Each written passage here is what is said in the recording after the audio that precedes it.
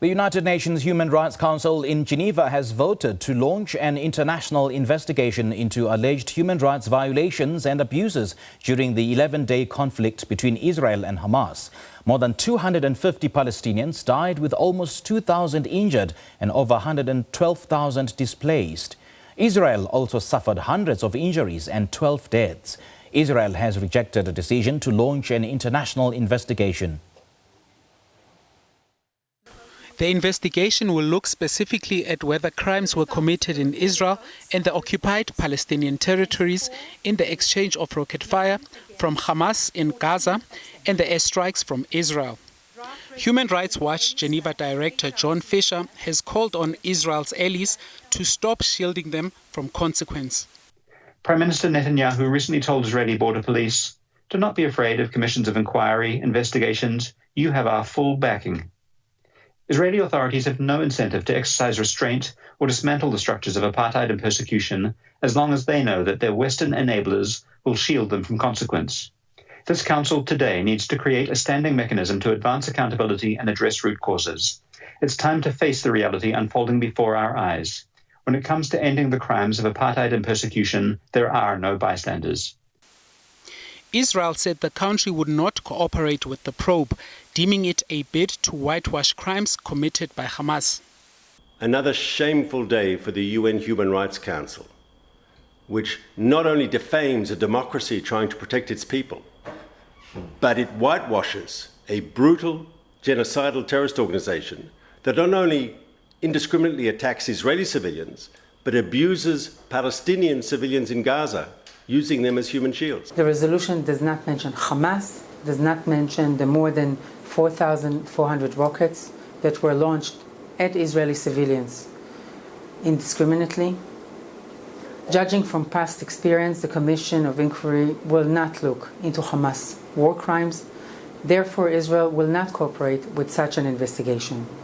We are committed to the security of our citizens and will continue to protect our population while upholding our obligations under international law.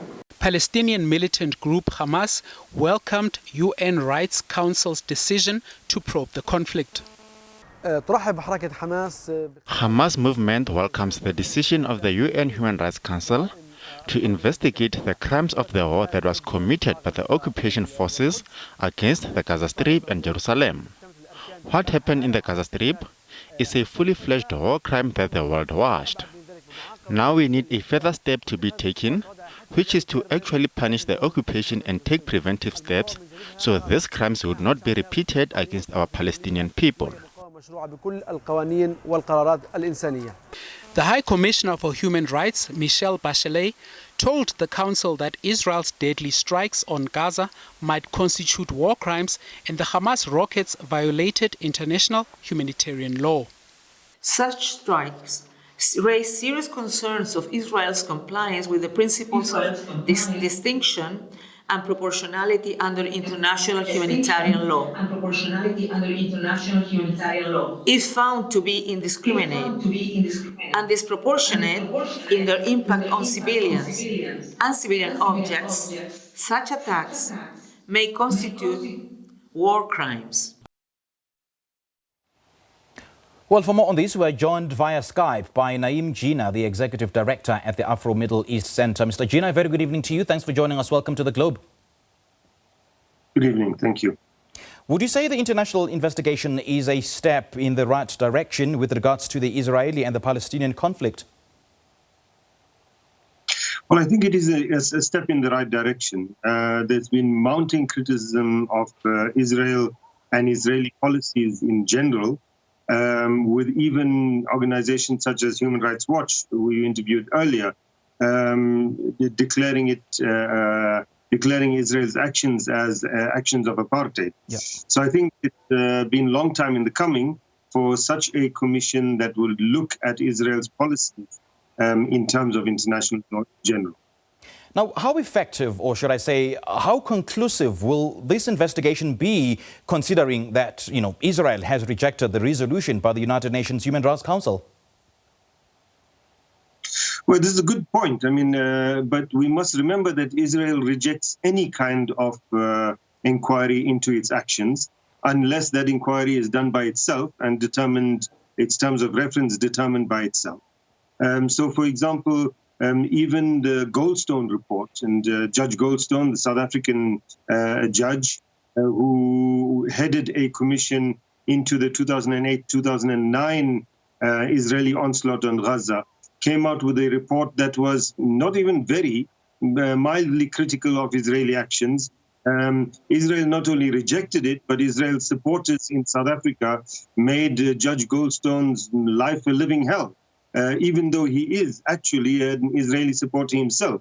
So Israel refuses to cooperate. There's been numerous UN special rapporteurs on Palestine that Israel has refused to cooperate with, in many cases refused to allow them access into the occupied Palestinian territory, etc. And we can expect that the same thing will happen here. In fact, in the clips that you played, Israeli spokespersons have already decided what the outcome of the commission is going to be, and have decided what their response to that is going to be. So they're really not interested in an objective investigation into their actions. They're only interested in, to use a term that they themselves used, in a whitewash that they can engineer. You know, the mandate of the investigations into the alleged human rights violations and abuses on both sides is rather broad, we're made to understand, as it will, look at the violations, not just in Gaza and the occupied West Bank, but also in Israel during hostilities in its entirety. Would you say that this was a wise move by the United Nations to expand the investigations in this regard?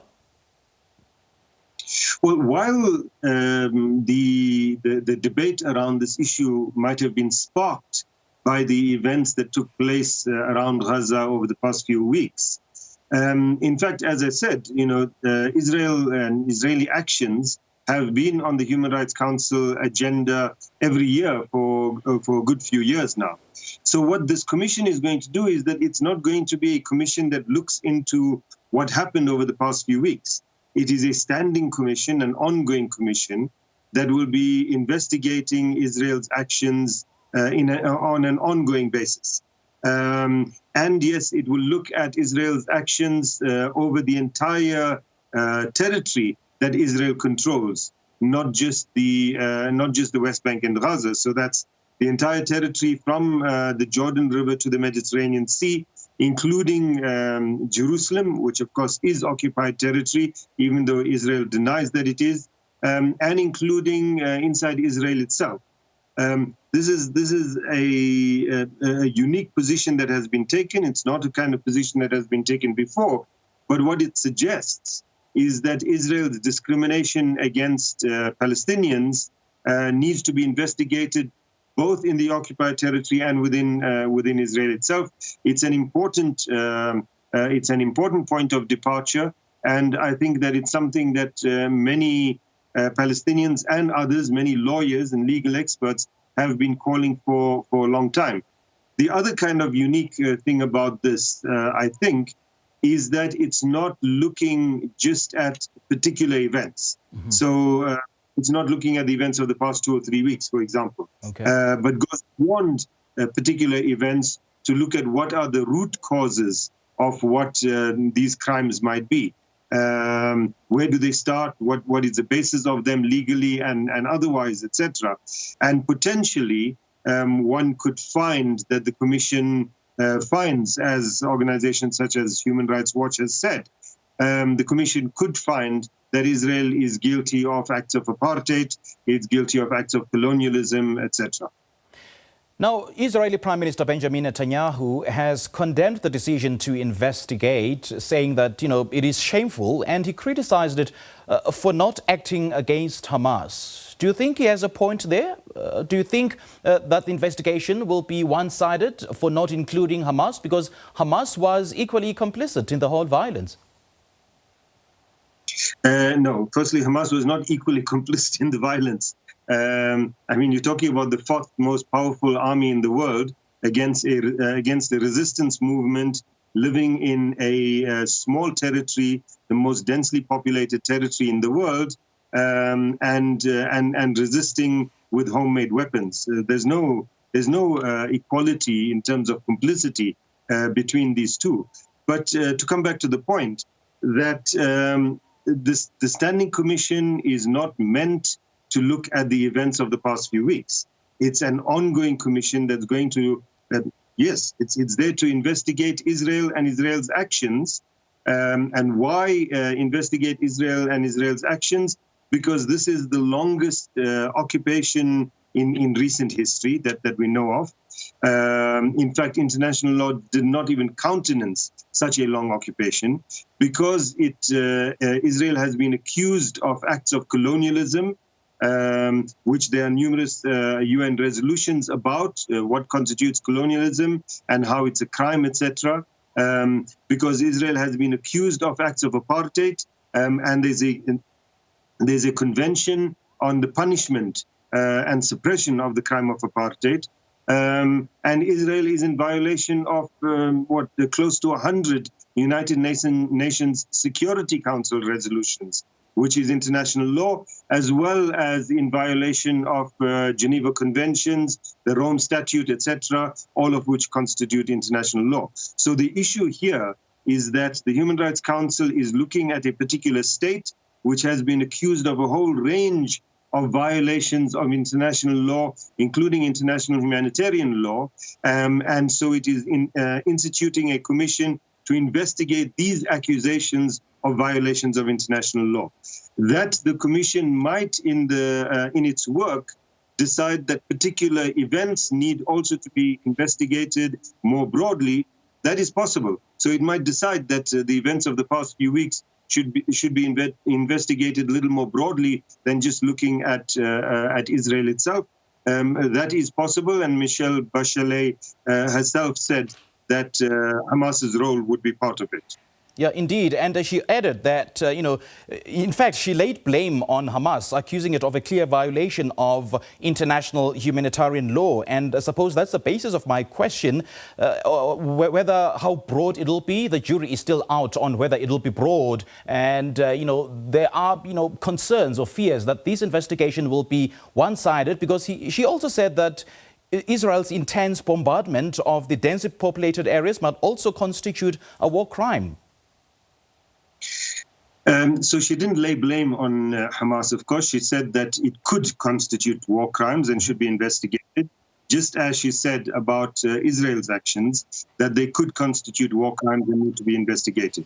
But again, the investigation is not about those who are resisting apartheid and colonialism.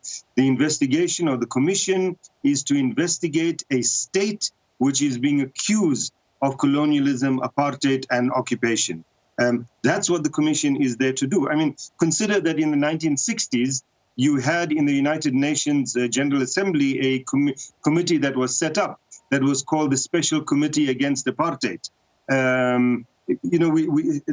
If anyone made an argument that we should also extend that to have a special committee investigating the anti-apartheid movement, we would think that would be very strange. What was being investigated was a state that was accused of particular discriminatory actions, and that is what is being done now. It is a state which is accused of violations of international law that is going to be investigated. Interesting sentiment there, Mr. Jinnah. And now the U.S. Secretary of State Antony Blinken has pledged this week that the United States will help rebuild Gaza. What do you make of the shift of position somewhat by the United States when it comes to the Middle East conflict?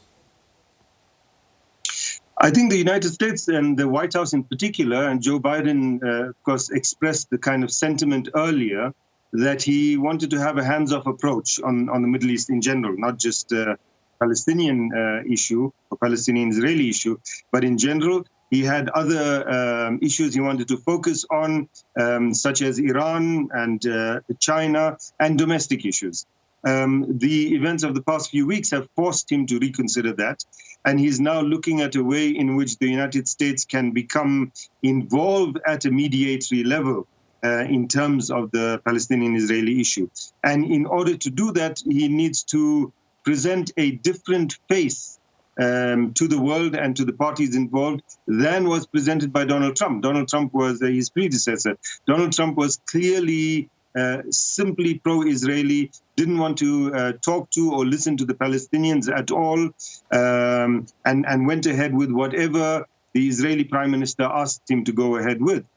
Joe Biden wants to suggest that he can play a more even-handed role. Whether that is possible or not is another matter. And so the offer to contribute towards reconstruction in Gaza should be seen in that light. The Americans wanting to play that kind of role. But also there's an additional dimension, of course, and that is that the relationship between Joe Biden and Benjamin Netanyahu is not great. It's actually quite bad.